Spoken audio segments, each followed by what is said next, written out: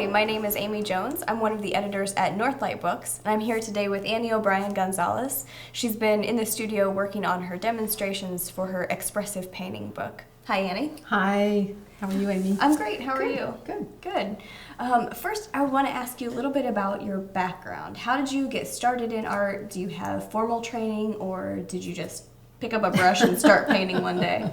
Well, no, actually I did go to art school. I went to Oregon State University, and that was in the 80s. And like a lot of people that I meet when I teach workshops, I did need to go back to the real world and get a real job. So I was a part-time artist for quite a few years. But the last 10 years I've been painting full-time.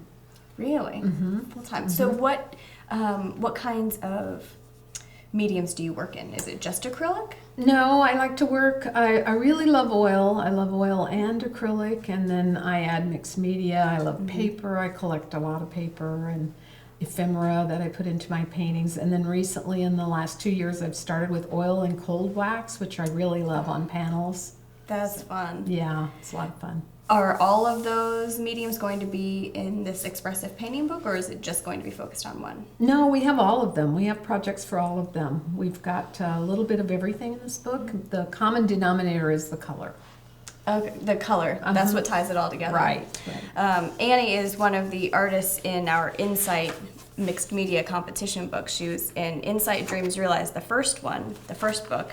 And this is the painting that you did for this. It's Tulip Mania. Mm-hmm. And I just love it. Oh, I great. love the bold colors and the abstract nature of it and the drips. Mm-hmm. I just love it. Oh, thank you. That's a 48 by 48 acrylic mixed media painting.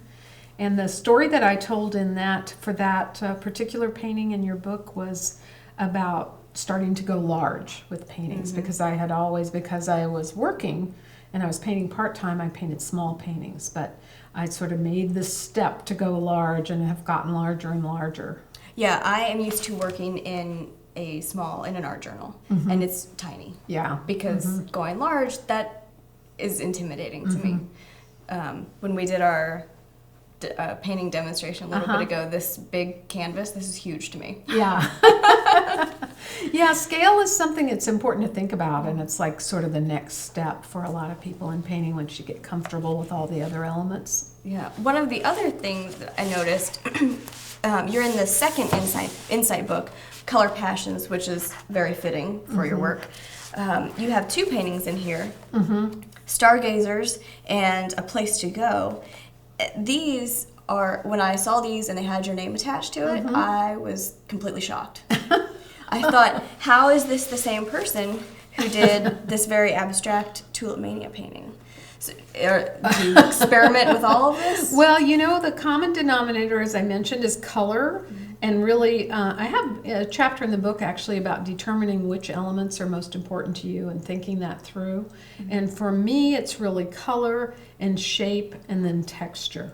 And those are the things that are most important to me. So sometimes I put imagery in, and I have this entire kind of whimsical line of paintings that I love to do that are really just almost a mental break to do something happy and whimsical. Actually, abstract painting is harder. It's more difficult for me. You have to really let go to do abstract painting, but I love them both. So I kind of go back and forth between those. And the classes I teach are in the floral, still life, and more whimsical style of painting, usually. And is that because you find that is easier to teach because people are afraid to let go the way they need to? It's kind of a good beginning point or intermediate point to kind of get control of color and, do some mixed media, and like a 16 by 20 is a good size to get started with for people. And so it gets people kind of launched with that. It's, it's another jump to go up to a big 48 by 48 or 60 by 60 and do abstraction. You got a lot of territory to fill there. So you live in Santa Fe. Do the colors there inspire your artwork? Absolutely. I am a tour guide at Ghost Ranch, where Georgia O'Keeffe's house is, and we also do Georgia O'Keeffe immersion weekends, like 4 times a year, and where people come and they stay out near her house, and we paint and do photographs and take hikes. And so I'm very inspired by the landscape. And then I've been a docent at the O'Keeffe Museum for 5 years. So I frequently give tours of Georgia O'Keeffe's work, and her life really, I talk about who's your inspiration, and her life really inspires me because she was a real trailblazer for women in art.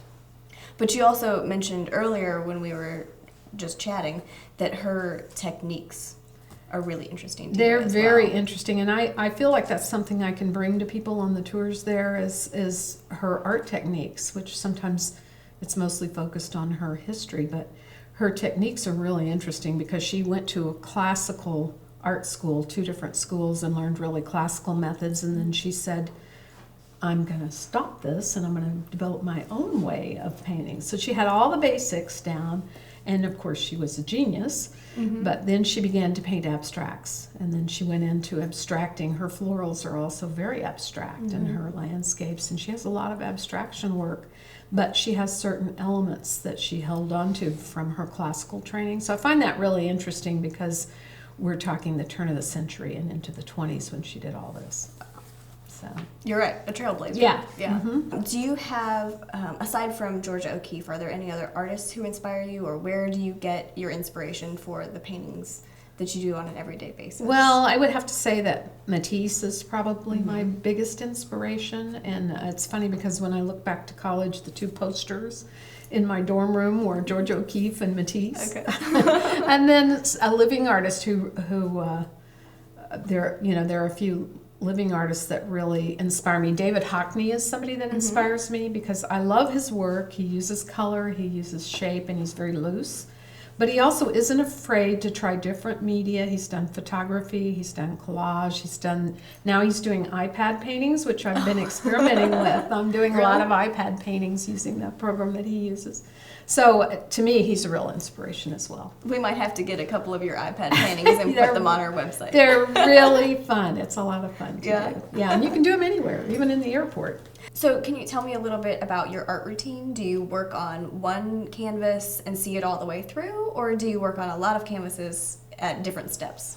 Well, what I like to do, since I worked for many years as well, I'm used to a routine, and so I try to go in like about 9 o'clock or so and, be done by about 4. My clock kind of shuts down at 4 or 5 o'clock.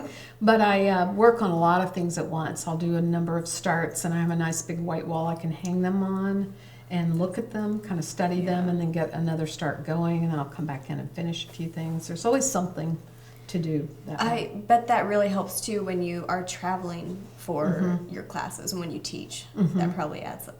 You can go away for a few weeks, come back, or a few days, come back and see your painting from fresh eyes. Right, and usually in fact, I think I mentioned in the book that if you put it away overnight even and come back in the morning when you're rested, it really makes a big difference. And you reach a point, if you look at it enough, where you start to just instantly see what needs to be done.